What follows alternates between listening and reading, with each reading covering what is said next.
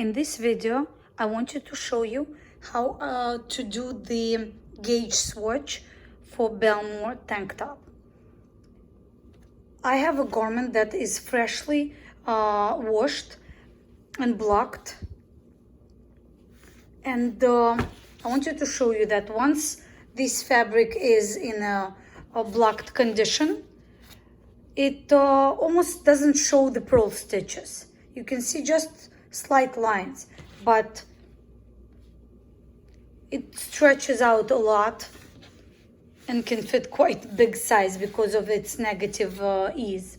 I'm gonna stretch it now. I want to show you that when you do a swatch, you're gonna have a swatch maybe like 30 to 40 stitches wide.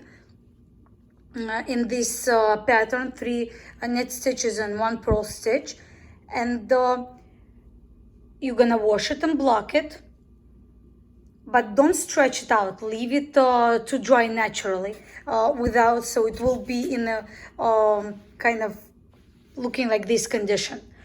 And then when you are going to take measurements, just stretch it out slightly, not all the way. You just want to stretch it slightly so these pearl ribs are going to be visible, just a little bit. And then you can either use a tool like this and put it down and count your stitches and calculate your gauge, or you can use a measuring tape and do the same thing like this.